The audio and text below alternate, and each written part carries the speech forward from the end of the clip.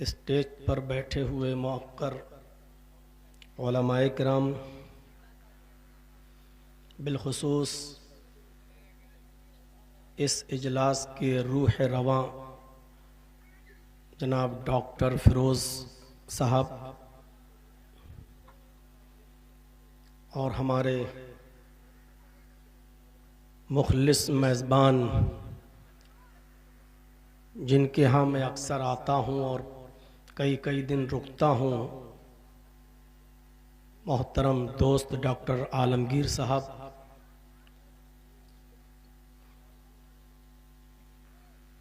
पुठिया घाट डिस्ट्रिक्ट कटिहार और उसके अतराफ़ व अकनाफ से तशरीफ़ लाए हुए मुअज़्ज़ज़ सामईन हज़रात, पर्दा नशीन इस्लामी ख़वातीन माँ और बहनों,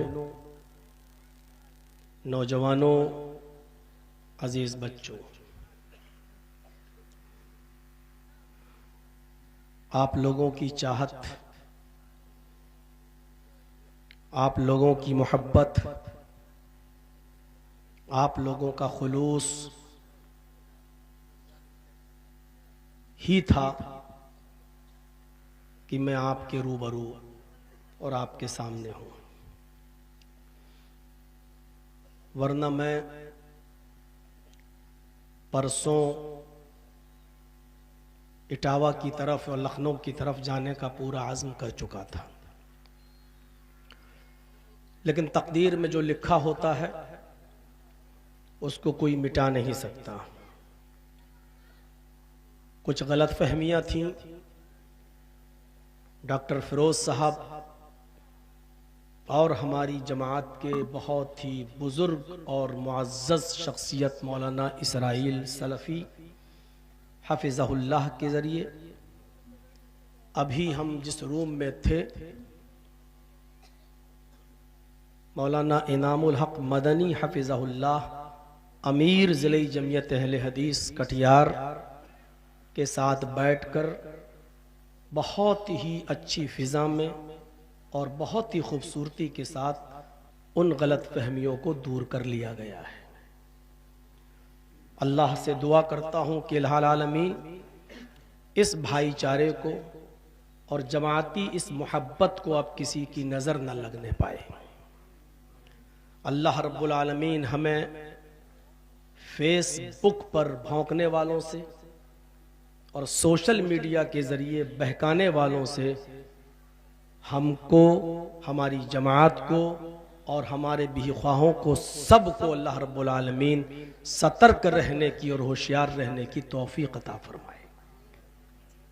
यकीनन मैंने एक प्रोग्राम दिया था आपका वलीपुर में, मैं गया भी था, वहाँ 9 बजे मैं पहुँच भी गया था, वहाँ मैंने खाना भी खाया था, नाश्ता भी किया था, लेकिन कुछ उलमा की जहरीली तकरीरों ने जो टोटल मेरे खिलाफ हो रही थी और पूरे बस्ती को उकसाया जा रहा था, ऐसा लग रहा था कि जैसे ये अभी इतना उकसा देंगे कि पूरी कौम हम पर टूट पड़ेगी। मैंने कई मरतबा कमेटी के लोगों से कहा कि आप इनको रोकिए, नहीं रोक पाए। मैंने कहा कि मैं अब गालियां सुनने नहीं आया हूँ, मैं वहाँ से इलाके का नया आदमी नहीं हूँ मैं, लेकिन मेरा यहाँ कोई नहीं है, ना रिश्तेदार यहाँ है, ना दोस्त है, ना अहबाब है, डर हमें भी है। इसलिए जो मेरी अक्ल ने और जो मेरे जहन ने बेहतर समझा, हो सकता है कि ये मेरे दिमाग का, मेरी अक्ल का कसूर हो। बहरहाल जो उस वक्त मेरे दिल में आया मैं वहाँ से चला आया। मेरे भाइयों, यकीनन वलीपुर के लोग बहुत अच्छे हैं, उन्होंने बहुत अच्छी मेहमान नवाजी की, लेकिन उनको भी इस बात का एहसास नहीं था। अल्लाह रब्बुल आलमीन इस गलत फहमी को भी हम सबको दूर करने की तौफीक अता फरमाए। आइंदा इंशाअल्लाह मिलजुल कर काम होगा, जमात के लिए कुछ दबना होगा, झुकना होगा तो झुका भी जाएगा, दबा भी जाएगा, क्योंकि पेड़ जो झुके होते हैं वही फल दिया करते हैं, जो अकड़े होते हैं वो काट कर फेंक दिए जाते हैं। अल्लाह रब्बुल आलमीन हमें झुकने की, जमीयत व जमात के खातिर नर्म होने की तौफीक अता फरमाए और हमारी जमीयत व जमात की हिफाजत फरमाए। मेरे भाइयों, कुरान करीम की जो आयत मैंने आपके सामने तिलावत की है, आज मैं एक ऐसे टॉपिक को आपके सामने उठा रहा हूं जो टॉपिक मैंने बिहार की सरजमीन पर अभी तक पेश नहीं किया है। मैं ये नहीं कहता हूं कि वो नया कोई टॉपिक है, बातें आप अपने उलमा से सुनते हैं, वही बातें आपके सामने आएंगी। कहने का अंदाज सबका अलग अलग होता है। अल्लाह तबारक व तआला ने हमें इस दुनिया में पैदा किया है, भेजा है।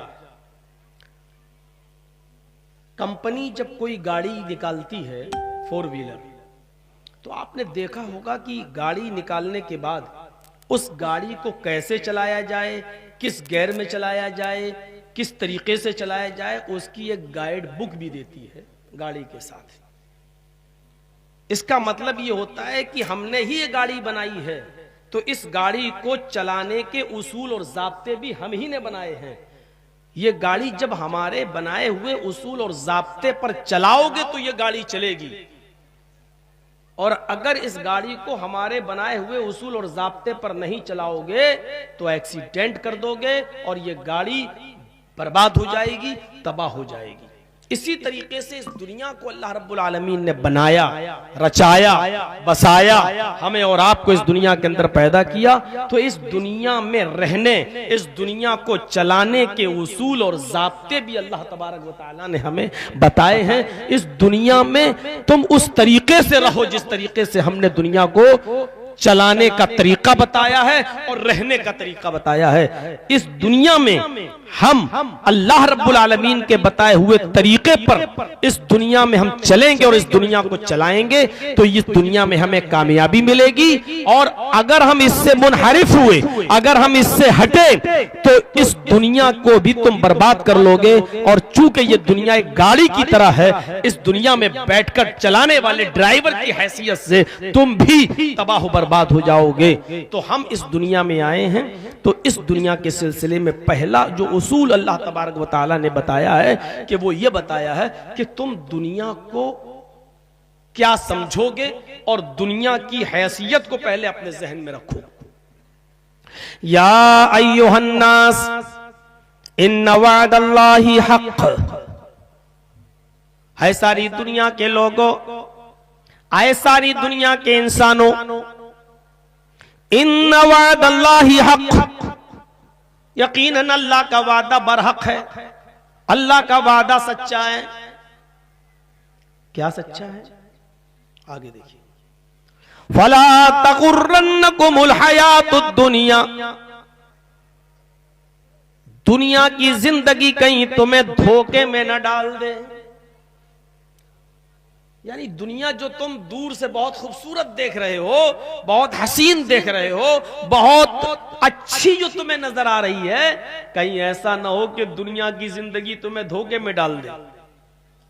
कहीं ऐसा ना हो कि तुम इन्हीं चीजों को, जो ऐशो आराम की चीजें हैं, इन्हीं को तुम सब कुछ समझने लगते हो। हमारे घर में फ्रिज भी होना चाहिए, एयर कंडीशन भी होना चाहिए, हमारे घर में ऐशो आराम की सारी चीजें होनी चाहिए। बुरी नहीं है, होना चाहिए, लेकिन धोखे में मत आ जाना कि यही चीजें आरामदेह हैं, यही चीजों से तुम्हें सुकून मिल सकता है। एसी खरीदना और घर में लगाना गलत नहीं है, फ्रिज घर में लगाना गलत नहीं है, लेकिन इन चीजों से धोखा खा जाना कि यही चीजें आराम दे सकती हैं और कोई नहीं, तो ये धोखा है। बहुत से घरों में फ्रिज है, लेकिन फ्रिज का पानी आप नहीं पी सकते हो, क्योंकि डॉक्टर ने मना कर दिया कि ठंडा पानी तुम्हारे सांस की मर्ज में, तुम्हारी लंग्स प्रॉब्लम में मुज़िर है, नुकसानदेह है। गौर करो कि फ्रिज को तुमने आराम देने की चीज समझी थी, लेकिन उस फ्रिज का पानी तुम नहीं पी सकते हो, उस फ्रिज में रखी हुई ठंडी चीजें तुम नहीं खा सकते हो। एयर कंडीशन को तुमने आरामदेह चीज समझकर अपने घर में लगा तो लिया, लेकिन डॉक्टर ने मना कर दिया, तुम्हें लंग्स प्रॉब्लम है, तुम्हें सांस की बीमारी है, तुम्हारे फेफड़ों में प्रॉब्लम है, तुम एसी की ठंडी हवा में नहीं रह सकते हो। ये चीजें बुरी नहीं है, अल्लाह का शुक्र अदा करके खरीदो, लेकिन ऐसा ना हो कि इन चीजों पर तुम भरोसा कर बैठो और धोखे में आ जाओ कि यही सारी चीजें हमें आराम दे सकती हैं। नहीं, कितनों कितनों को डॉक्टरों ने मना कर दिया, गोश्त नहीं खा सकते हो, ये नहीं खा सकते हो, वो नहीं खा सकते हो, उबली हुई सब्जियां खाओ, ये खाओ, वो खाओ, परहेज बता दिया। तो पहली चीज की तरफ क्या इशारा किया? फला तकुर्रन्नकुमुल हयातुद दुनिया, दुनिया में जो चीजें हमने पैदा की हैं उनको इस्तेमाल करो, उनको अपने फायदे के लिए लाओ, उनसे फायदा भी उठाओ, लेकिन उन चीजों को देखकर तुम धोखे में मत आ जाना। और फिर अल्लाह ने, बच्चों बोलो नहीं, ए बेटा बेटा इनसे कहो शोर मत करो, बैठना हो तो बैठो, नहीं तो चले जाओ। और दूसरी चीज फिर अल्लाह के सिलसिले में अल्लाह ने क्या कहा? वला यगुर्रन्नकुम बिल्लाहिल गरूर, और अल्लाह के बारे में भी, अल्लाह के सिलसिले में भी कोई शैतान तुम्हें धोखे में न डाल दे, कोई धोखा देने वाला तुम्हें धोखे में न डाल दे। पता नहीं अल्लाह है भी कि नहीं, होता तो उसके सामने गुनाह होते हैं, फिर आदमी को अजाब क्यों नहीं देता? अगर अल्लाह होता तो दुनिया में इजराइल इतना फिलिस्तीन पे जुल्म कर रहा है तो अल्लाह को मुसलमानों और ईमान वालों का बुरा क्यों नहीं लग रहा है? और इजराइल को तबाह बर्बाद क्यों नहीं कर रहा है? जालिमों पर अल्लाह का अजाब क्यों नहीं आ रहा है? पता नहीं अल्लाह है भी कि नहीं है। कहीं ऐसा ना हो कि अल्लाह के सिलसिले में भी कोई तुम्हें शैतान धोखे में डाल दे। अल्लाह है, जालिमों को मोहलत दे देता है, शायद संभल जाओ, ये जानते हुए कि तुम जाओगे कहां, आना तो तुम्हें मेरे ही पास है। जैसे मछली का शिकार जब कोई आदमी करता है और डोर डाल देता है, मछली लेके भागती है, समझती है कि हमने ग़िज़ा हासिल कर ली, वो लेके भागती है, और मछली का शिकारी डोर को ढील देता चला जाता है। वो जानता है कि मछली फंस तो चुकी है, भागेगी तो कहां तक भागेगी, आखिर डोर तो हमारे ही हाथ में है, हम खींच लेंगे। तो पहले मछली को थकाता है, और जब वो थक जाती है तो आसानी से उसको खींच लेता है। अल्लाह भी जालिमों को मोहलत देता है, जाओ भागो, दुनिया में करो गुंडागर्दी, करो मक्कारी, खाओ सूद और ब्याज, खाओ हरामकारी करो, जो कुछ भी तुम्हें करना हो करो, लेकिन जाओगे कहां? आना तो तुम्हें मेरे ही पास है, तुम्हारा रिमोट कंट्रोल तो हमारे ही हाथ में। तो पहली चीज ये दुनिया की हैसियत को सामने रखो कि दुनिया की जिंदगी कहीं तुम्हें धोखे में न डाल दे। दूसरी आयत पढ़ रहा हूं, गौर से सुनिए। अल्लाह रब्बुल आलमीन ने दूसरी जगह इरशाद फरमाया, वमा हाज़िहिल हयातुद दुनिया इल्ला मताउल गुरूर। इधर भी वही चीज है, थोड़ा सा फर्क। दुनिया की जिंदगी तो महज धोखे का सामान है, वमा हाज़िल हयातुद दुनिया इल्ला मताउल गुरूर, दुनिया की जिंदगी तो महज धोखे का सामान है। यानी दूर से कोई चीज बहुत अच्छी नजर आती है, करीब जाकर देखो तो कैसा लगता है। दुनिया की हैसियत ऐसे समझो जैसे किसी ने व्हाट्सएप के जरिए या फेसबुक के जरिए या मोबाइल के जरिए किसी से शादी की बात चली, लड़के की या लड़की की, और बात आगे बढ़ते बढ़ते मामला शादी तक पहुंच गया। लड़की दूर की रहने वाली है, लड़के ने उससे कहा कि अपना फोटो भेजो, हम एक बार तुम्हें देखना चाहते हैं। लड़की ने कहा तुम भी अपना फोटो भेजो, दोनों एक दूसरे को देख लेते हैं, और लड़की ने अपना फोटो भेज दिया। लड़के ने देखते ही उसका दिमाग खराब, माशाअल्लाह क्या खूबसूरत, हाँ मुझे डन पर। और लड़की ने फिल्टर पर सेट करके अपना फोटो बनाकर भेज दिया। फिल्टर में बिल्कुल रात की तरह या कोयले की तरह काली लड़की भी आपको दूध की जैसी सफेद नजर आएगी। अब उसने भेज दिया अपना फोटो, लड़का देख के माशाअल्लाह बहुत अच्छा, हमें डन। इधर लड़के ने अपना भी फोटो भेज दिया, लड़की ने कहा डन। और जब बारात आई, निकाह हुआ, और जब विदा हुई और रुखसती हुई, पहली रात तो लड़के ने देखा मेकअप वेकअप लगा हुआ था ठीक। जब सुबह होकर उसकी बीवी ने गुस्ल किया, नहाई धोई और शौहर के सामने आई, तब शौहर डर गया, ये क्या? ये है दुनिया। बिल्कुल यही, दूर से बहुत अच्छी नजर आती है और करीब से आकर देखो तो बड़ी खतरनाक है। ये हम किस चीज में धोखे में थे? कभी बंबई गए हो? जाओ समंदर के इलाके पे जरूर जाइएगा, जुहू चौपाटी, और 1-2 किलोमीटर की दूर से समंदर पर देखिएगा। 2 किलोमीटर, 1.5 किलोमीटर, 1 किलोमीटर की दूरी पर समंदर के इर्द गिर्द जो बालू पड़ी होती है, रेत, आप देखेंगे दूर से वो बालू भी पानी नजर आएगा आपको, और जब करीब जाएंगे तो पता चलेगा ये पानी नहीं है, ये तो बालू है, रेत है। यानी दूर से जो चीज पानी नजर आ रही, करीब आकर देखा तो वो बालू यानी रेत है। दुनिया दूर से बहुत खूबसूरत नजर आती है, लेकिन करीब से जाकर देखो तो बहुत बुरी, इसकी शक्ल बहुत बदसूरत है। देखिए क्या है,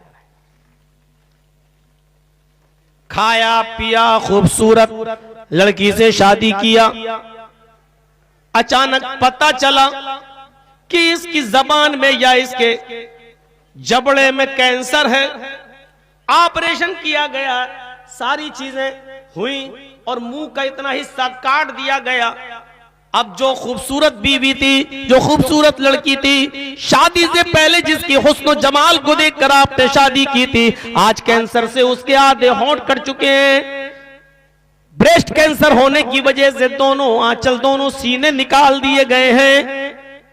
अब जरा देखिए, कुरान कहता है कि जो चीज तुम्हें दूर से नजर आ रही है अच्छी, करीब से आकर देखोगे तो ये चीज तुम्हें बहुत अजीब सी लगेगी। अगर ऐसा मंजर आ जाए तो अब आप देखिए कि उस औरत का हुस्न जमाल कहां चला गया। चेहरे से सारी खूबसूरती होती है, लेकिन आधे होंठ कट चुके हैं, नाक से इधर का हिस्सा कट गया है, ये गाल काट कर निकाल दिया गया है। अब आप अंदाजा लगाइए, अपनी इस बीवी को आप छोड़ भी नहीं सकते हो क्योंकि जिंदगी भर का साथ है, लेकिन अपनी बीवी के पास अब आपको बैठना भी गवारा नहीं हो रहा है, क्योंकि ऐसा महसूस हो रहा है कि कहीं ये बीमारी हमें ना लग जाए।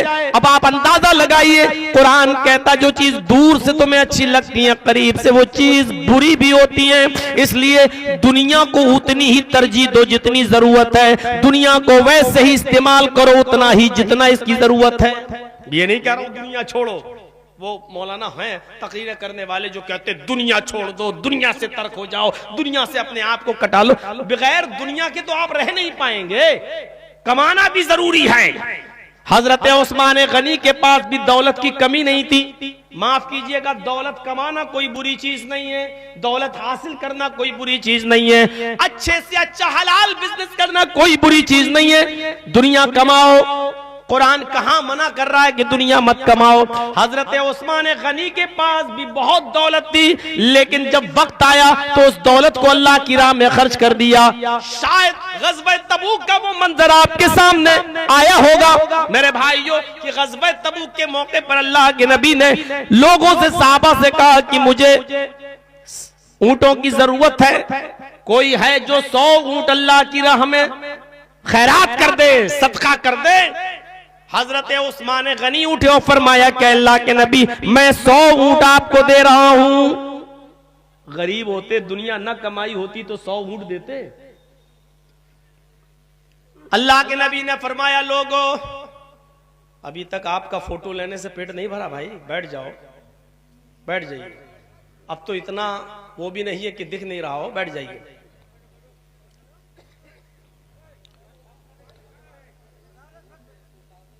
कोई बात नहीं, वो ड्रोन है, वो कैमरा है, अभी चला जाएगा, आप लोग तो बैठिए। 100 ऊंट अल्लाह के नबी सल्लल्लाहु अलैहि वसल्लम को दे दिया उस्मान गनी ने। अल्लाह के नबी फरमाते हैं उस्मान गनी ने 100 ऊंट दिए। लोगों, क्या तुम में से कोई और भी है जो 100 ऊंट दे दे? फिर हजरत उस्मान उठे और फिर कहा, अल्लाह के नबी मैं 100 ऊंट और दे रहा हूं, लीजिए। नेक काम में आगे बढ़ना और हुक्म होते ही फिर 100 ऊंट। अगर गरीब होते, दुनिया न कमाई होती तो 200 ऊंट देते, अभी 200 नहीं दिए। आगे सुनते जाइए। अल्लाह के नबी ने फरमाया उस्मान ने 200 ऊंट दे दिए। अब उस्मान के अलावा कोई और भी अल्लाह का बंदा है जो 100 ऊंट दे? हजरत उस्मान तीसरी बार उठे और कहा, अल्लाह के नबी मैं 100 ऊंट और दे रहा हूं। कितनी बार अल्लाह के नबी ने मांगा? सुनिए, हदीस के अल्फाज हैं 7 बार, और हजरत उस्मान ने 7 बार खड़े होकर कहा कि मैं दे रहा हूं। गरीब आदमी देता, जिसने दुनिया ना कमाई हो वो 100-700 ऊंट देता। लेकिन ये देखिए, कमाना गलत नहीं है, लेकिन कमाई को सही जगह पर खर्च करना भी जरूरी है। हजरत उस्मान ने दौलत कमाई जायज तरीके से, और खर्च भी किया तो जायज मकाम पर खर्च किया। अपनी बहन और अपनी बेटियों को 20-20 हजार रुपए का एंड्रॉयड मोबाइल लेकर नहीं दिया कि बेटी व्हाट्सएप पे लगी रहो, बेटी फेसबुक पे लगी रहो, बेटी इंस्टाग्राम पे अपनी वीडियो बनाकर टिकटॉक पे डांस करके डालती रहो। इस तरीके से कमाकर अपना पैसा इस तरीके से खर्च नहीं किया था। अल्लाह के नबी ने 700 ऊंट उस्मान से लेने के बाद फिर क्या फरमाया? अब मैं कुछ नहीं बोलूंगा, मैं जितना भी बोलूंगा उस्मान ही उठेंगे। एक आदमी पर कितना बोझ डालूं? फरमाया उस्मान, अभी जिब्रील मेरे पास आए और जिब्रील ने मुझसे फरमाया, मा जर्रा उस्मान, मा जर्रा उस्मान, मा जर्रा उस्मान, मा अमिला बादल यौम कत्तु। उस्मान को कोई चीज नुकसान नहीं पहुंचा सकती है। मा अमिला बादल यौम कत्तु। उस्मान, आज के बाद तुम एक भी नेक काम न करो, फिर भी अल्लाह तुम्हें जन्नत देकर रहेगा। आपके यहां ये किसका कलेक्शन हो रहा था? मस्जिद का या मदरसे का? मस्जिद का।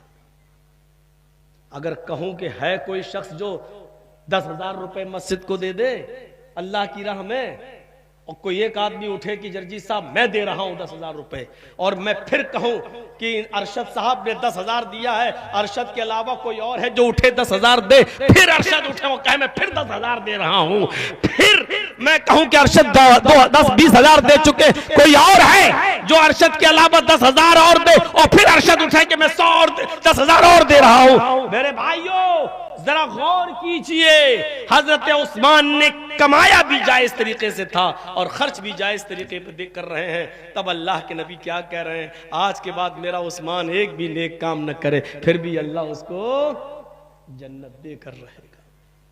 दुनिया कमाना कोई बुरी चीज नहीं है, लेकिन दुनिया को सही तरीके से कमाओ। और सही तरीके, मैंने कहा ना, दुनिया जिसने बनाई है वही बता रहा है कि दुनिया में को कैसे चलाया जा सकता है और कैसे चलाओगे। अगर दुनिया बुरी होती मुकम्मल तौर पर, अगर दुनिया बुरी होती मुकम्मल तौर पर, तो अल्लाह ताला दुनिया के हुसूल के लिए और दुनिया की अच्छाइयों के लिए दुआ ना बताता। फरमाया मेरे बंदो, इस दुनिया को हासिल करने के लिए और इस दुनिया की खूबियां, इस दुनिया की भलाइयों को पाने के लिए तुम अल्लाह से ये दुआ किया करो, रब्बना आतिना फिद दुनिया हसना व फिल आखिरति हसनतन व क़िना अज़ाबन नार। क्या जबरदस्त दुआ सिखलाई। ये नहीं कहा दुनिया से बेताल्लुक हो जाओ। रब्बना आतिना फिद दुनिया हसनतन व फिल आखिरति हसनतन व क़िना अज़ाबन नार। आय अल्लाह, दुनिया में जो खूबियां और जो अच्छाइयां हैं वो तू हमें अता फरमा। रब्बना आतिना फिद दुनिया हसना, आय हमारे रब, दुनिया में जो अच्छाइयां हैं, जो खूबियां हैं वो तू हमें अता फरमा। व फिल आखिरति हसना, और आखिरत में जो खूबियां हैं, आखिरत में जो भलाइयां हैं वो तू हमें अता फरमा। दुनिया में जो भलाइयां हैं इसका मतलब दुनिया में बुराइयां भी हैं, और आखिरत में जो भलाइयां हैं वो इसका मतलब आखिरत में बुराइयां भी हैं। यानी दुनिया में भी अच्छी चीज है और बुरी चीज है, और आखिरत में भी अच्छी चीज है और बुरी चीज है। हमें दुनिया में अच्छी चीजें अता फरमा और आखिरत में भी अच्छी चीजें अता फरमा। यानी दुनिया की बुराइयों से हमें नजात दे और आखिरत की बुराई यानी जहन्नम से भी तू हमें नजात दे, क्योंकि आखिरत में जहन्नम बुरी जगह है जहां कोई नहीं जाना चाहता। इसलिए उसके लिए अलग से कहा वक़िना अज़ाबन नार, और हमें जहन्नम के अजाब से बचा ले।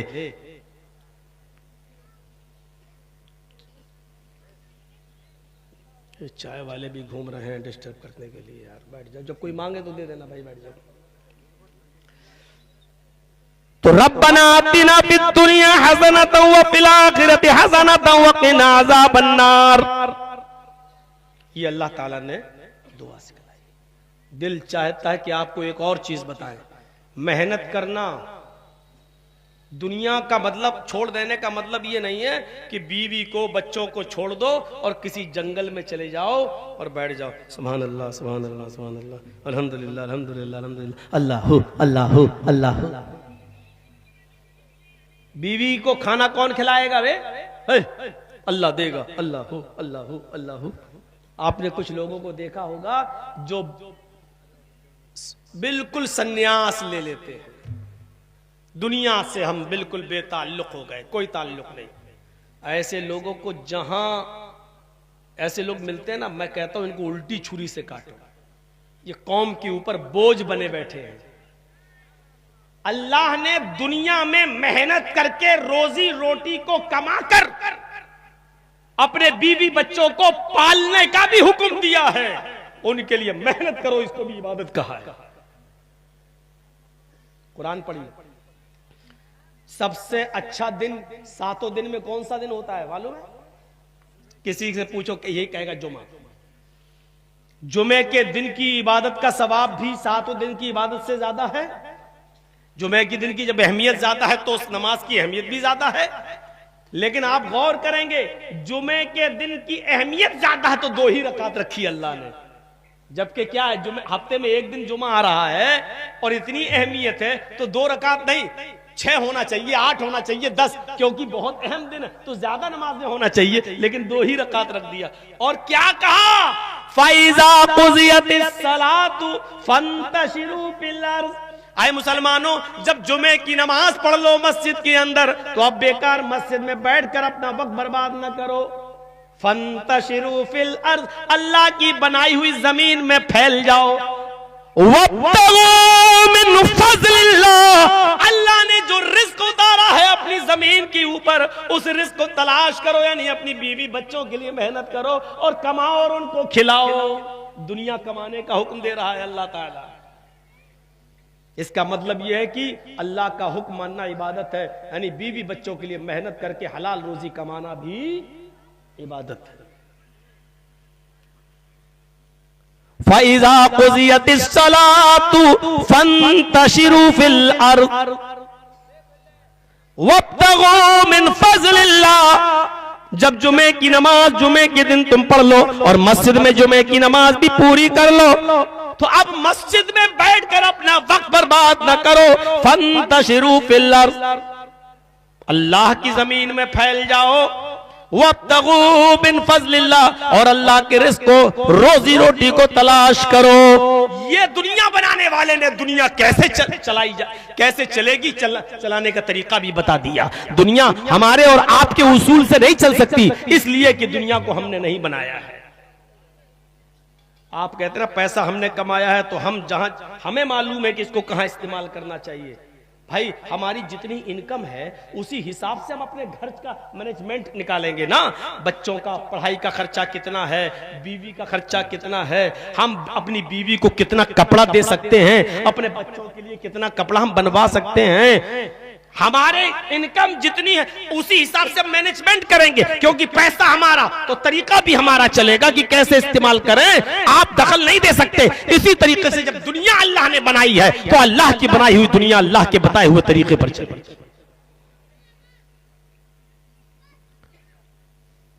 हाँ, ये एक अलग चीज है कि दुनिया से उतना ही राब्ता रखना है जितनी जरूरत है। महबूब एक ही होता है। 2 चीजें हैं, एक आखिरत और एक दुनिया। दोनों महबूब नहीं हो सकती हैं। ये बच्चे यार आगे बैठ के बहुत शोर कर रहे हैं। ये बच्चे नहीं है, वो तो बहुत बड़ा है वो वाला। तुम लोग वहां से हटो ना, शांत रहो, निकलो वहां से। थोड़ा पीछे कर दीजिए, आराम से भगा, ऐसे नहीं, बस बस बस। मेरे भाइयों गौर से सुनिएगा, जो बात मैं बताने जा रहा हूं, महबूब एक ही होता है। दुनिया की जरूरत है हमें, लेकिन महबूब नहीं हो सकती, महबूब एक ही होगा। अब देखिए अल्लाह के नबी सल्लल्लाहु अलैहि वसल्लम क्या फरमाते हैं, बुखारी शरीफ की हदीस, जरा मंजर पर नजर डालिएगा। क्या कहते हैं, लौ कुन्तु मुत्तखिज़न खलीलन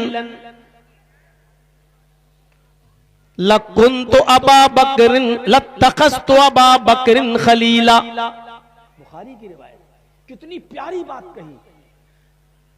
लौ कुन्तु मुत्तखिज़न खलीलन, अगर मैं किसी को महबूब बनाता, खलील बनाता, अगर मैं किसी को महबूब बनाता, खलील बनाता, लत्तखज़तु अबा बकरिन खलीला, तो मैं अबू बकर को महबूब बनाता, अबू बकर को खलील बनाता।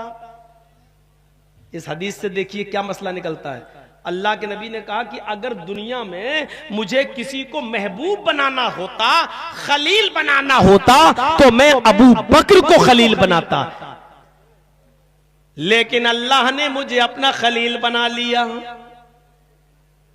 लेकिन अल्लाह ने मुझे अपना खलील बना लिया। खलील एक ही होता है, दो नहीं होते। इसलिए जब अल्लाह ने मुझे अपना खलील बना लिया, तो मैं अबू बकर को अपना खलील नहीं बना सकता। अबू बकर से मोहब्बत थी, इतनी मोहब्बत थी अबू बकर सिद्दीक से अल्लाह के नबी को, कि जब चलते थे तो अबू बकर को अपने साथ ले जाते थे, जब उड़ते थे तो अबू बकर को अपने साथ उठाते थे, जब कहीं जाना होता था तो अबू बकर को अपने साथ ले जाते थे। कई जगह आपने फरमाया, दखल तो अना वो अबू बकरिन, मैं फला घर में दाखिल हुआ तो अबू बकर मेरे साथ थे। खरज तो अना वो अबू बकरिन, मैं किसी जगह से निकला तो अबू बकर मेरे साथ थे। मैं कयामत के दिन कब्र से उठूंगा तो अबू बकर मेरे साथ होंगे। मैं मैदान महशर पे हौज़े कौसर पे बैठ के पानी पिलाऊंगा, अबू बकर मेरे साथ होंगे।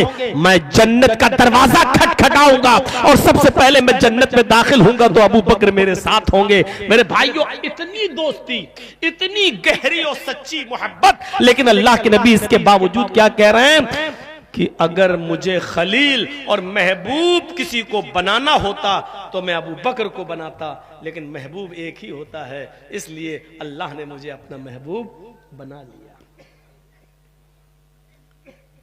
दुनिया और आखिरत। अब सुनो, आए पुठिया घाट डिस्ट्रिक्ट कटिहार के लोगों, इस सीमांचल की बस्ती में रहने वालों, सुनो, दुनिया और आखिरत में एक चीज को आपको अपना महबूब बनाना होगा, और याद रखना महबूब एक ही होता है।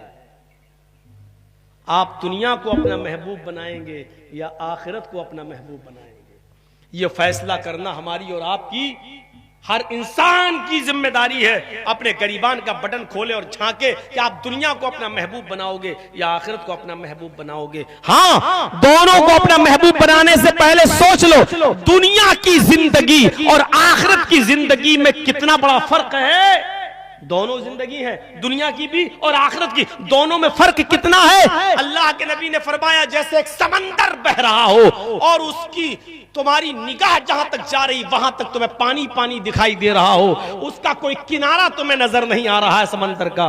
इतने बड़े समंदर में से उंगली डालो, इतने बड़े समंदर में उंगली डालो और उंगली डालने के बाद उंगली निकालो तो उस उंगली में कितना पानी निकलेगा? एक बूंद। अल्लाह के नबी ने फरमाया, ये एक बूंद दुनिया की जिंदगी है और आखिरत की जिंदगी एक समंदर, यानी बाल्टियां भर भर के फेंकते रहो लेकिन खत्म नहीं होगा। तुम्हारी जिंदगी खत्म हो जाएगी लेकिन समंदर का पानी खत्म नहीं होगा, ये बता दिया। अब बताओ, तुम समंदर जैसी जिंदगी से महबूब बनाओगे या दुनिया की जिंदगी जो उंगली में लगी हुई एक बूंद के बराबर है? ये फैसला करना हमारा और आपकी जिम्मेदारी है कि किसको तुम महबूब बनाओगे। दुनिया की जिंदगी महज एक कतरा है, एक बूंद है, और आखिरत की जिंदगी एक समंदर। सब गौर करें, हम और आप सब सोचें इस बात को। तो दुनिया की जिंदगी भी जरूरी है, लेकिन दुनिया से हमें उतना ही रब्त रखना है, दुनिया से हमें उतना ही कांटेक्ट रखना है, दुनिया से हमें उतना ही दिल लगाना है जितनी जरूरत है। दुनिया छोड़ोगे नहीं, लेकिन उतना ही दिल लगाओ जितनी जरूरत है, इससे ज्यादा नहीं। ज्यादा दिल लगाया तो ये दुनिया तुम्हारे सर पे सवार हो जाएगी, छोड़ नहीं पाओगे फिर। दिल चाहता है कि कुछ हदीसें आपके सामने पढ़ दूं, अभी कुरान की आयतें पढ़ी थी, अब मैं चंद हदीसें आपके सामने रखना चाहता हूं, उन हदीसों पर गौर कीजिए। अल्लाह के नबी जनाब मोहम्मद रसूलुल्लाह सल्लल्लाहु अलैहि वसल्लम ने क्या फरमाया। पहली हदीस आपके सामने तिरमिजी की रख देता हूं, अब्वाबुज़ ज़ुहद के अल्फाज हैं। अल्लाह के नबी जनाब मोहम्मद रसूलुल्लाह सल्लल्लाहु अलैहि वसल्लम ने फरमाया, लौ कानतिद दुनिया तादिलु इंदल्लाहि जनाह बऊज़तिन मा सका काफिरम मिनहु शरबत माइन। हवाला दे दिया तिरमिजी अब्वाबुज़ ज़ुहद। लोगों, दुनिया की जिंदगी अल्लाह की नजर में, लोगों दुनिया की जिंदगी अल्लाह की नजर में इतनी हकीर है दुनिया, इतनी जलील है दुनिया, अल्लाह की नजर में इतनी हेज है दुनिया। लौ कानत दुनिया तादिलु इंदल्लाहि जनाह बऊज़ा, मच्छर के पर के बराबर भी अल्लाह की नजर में इज्जत नहीं रखती, मच्छर के पर के बराबर भी अल्लाह की नजर में कोई हैसियत नहीं रखती। लौ कानत दुनिया तादिलु इंदल्लाहि जनाह बऊज़ा, लौ कानत दुनिया तादिलु इंदल्लाहि जनाह बऊज़ा। अल्लाह के नबी फरमाते मच्छर के पर के बराबर भी, किसी से खड़ा करके पूछो मच्छर का पर देखा है, अरे मच्छर तो फिर भी बड़ा होता है, मच्छर का एक पर है? ऐसे मसल देते हो, मार दिया, रगड़ दिया। मच्छर का जो पर होता है, अल्लाह के नबी कहते इस पर के बराबर भी अल्लाह इस दुनिया को हैसियत नहीं देता है, अल्लाह की नजर में उसकी कोई कदर नहीं है। अगर मच्छर के पर के बराबर भी होती, यार मच्छर कितना हकीर है, कितना सा। लौ कानत दुनिया तादिलु इंदल्लाहि जनाह बऊज़ा, मच्छर के पर के बराबर भी अगर अल्लाह की नजर में दुनिया की कद्र होती, दुनिया की इज्जत होती, तो अल्लाह रब्बुल आलमीन मा सका काफिरम मिनहु शरबत माइन, तो किसी काफिर को एक घूंट पानी भी नहीं पिलाता। आज ये काफिर जितना पानी पी रहे हैं इस दुनिया से, और बढ़िया बढ़िया नेमतें खा रहे हैं, एयर कंडीशनों में सो रहे हैं, 5 स्टार होटलों में रह रहे हैं, बड़े बड़े महलों में रह रहे हैं, अल्लाह की नजर में मच्छर के पर के बराबर भी उनकी हैसियत नहीं है। अगर मच्छर के पर के बराबर भी होती तो किसी काफिर को एक घूंट पानी भी नहीं पिलाता। बिल्डिंगें रहो, ये मकान तुम्हारा रहो, ये महल तुम्हारा रहो, हमारी नजर में उसकी कोई हैसियत नहीं है। अगर इतनी सी भी हैसियत होती तो हम, इतनी भी हैसियत होती तो हम इस दुनिया से तुम्हें एक घूंट पानी भी नहीं पिलाते।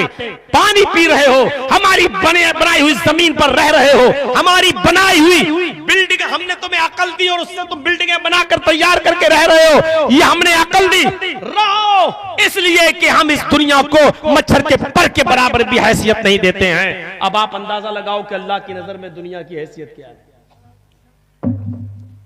ये तो अल्लाह की नजर में थी, और दिल चाहता है नबी की नजर में दुनिया की हैसियत क्या थी वो भी बता दो। और सुनो, बड़े गौर से सुन रहे हो आप, अब सुकून भी है आपको, बहुत शांति बनाए हो, ऐसे ही सुन लेना मेरे भाइयों। अल्लाह की नजर में दुनिया की हैसियत तो देख ली आपने क्या है, मच्छर के पर के बराबर भी नहीं है। अगर होती तो काफिर को पानी नहीं पिलाता। नबी अकरम यानी मोहम्मदुर रसूलुल्लाह की नजर में दुनिया की हैसियत क्या है वो भी देखिए। तिरमिजी अब्वाबुज़ ज़ुहद, अब्दुल्लाह इब्न मसूद इस हदीस के रावी हैं, फरमाते हैं नामा रसूलुल्लाह सल्लल्लाहु अलैहि वसल्लम अला हसीरिन वक़द अस्सरा फी जंबिही। अल्लाह के नबी सल्लल्लाहु अलैहि वसल्लम चटाई पर सो रहे थे। हजरत अब्दुल्लाह इब्न मसूद फरमाते हैं कि अल्लाह के नबी सल्लल्लाहु अलैहि वसल्लम चटाई पर सोए। चटाई तो समझते ही होंगे, बंगाल इतना वो नहीं आप कि पूरी तरीके से बंगला ही पर डिपेंड करते हो। 25 साल से आ रहा हूं कटिहार और किशनगंज और सीमांचल के इलाके में। मेरे भाइयों, अगर आप समझते ना होते तो इतने सालों से बुलाते नहीं। चटाई तो समझ ही रहे हैं। अल्लाह के नबी चटाई पर सोए और आपकी पीठ पर कपड़ा ना हो, आपकी, हम अल्लाह के रसूल की बात नहीं कर रहे हैं, आपकी बात कर रहे हैं। अगर आपकी पीठ पे कपड़ा ना हो और चटाई पर आप सो जाएं तो जब उठेंगे तो चटाई पर जो सोते हैं उसका निशान आपकी पीठ पे पड़ जाएगा। तो अल्लाह के नबी सल्लल्लाहु अलैहि वसल्लम चटाई पर सोए, आपके जिस्म पर भी ऊपर का कपड़ा नहीं था, लेट गए। जब उठे वक़द अथर फी जंबिही,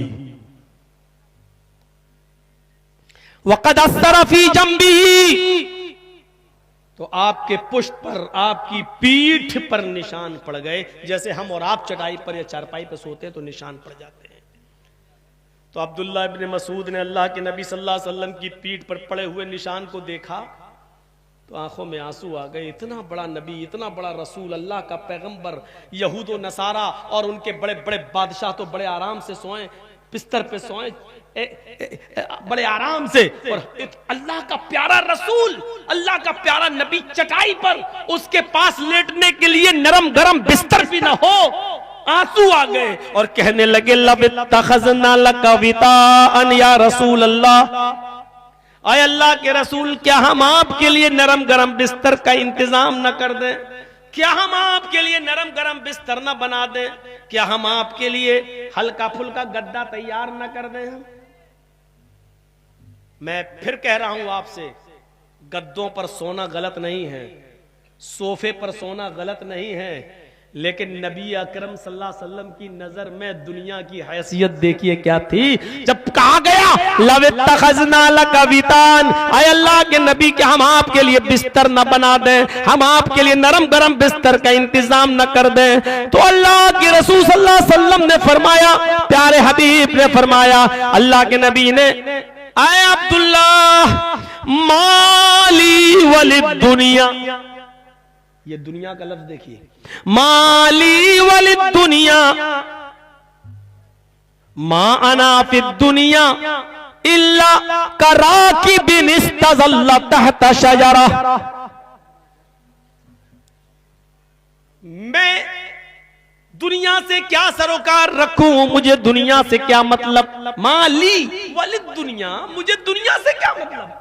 अब्दुल्ला इब्न मसूद कह रहे हैं मैं आपके लिए बिस्तर बना दूं, नरम गरम बिस्तर का इंतजाम कर दूं, तो आप क्या कह रहे हैं, मुझे दुनिया से क्या मतलब, मुझे दुनिया से क्या सरोकार। माना फिद दुनिया इल्ला कराकिबिन इस्तज़ल्ला तहता शजरा, मैं तो इस दुनिया में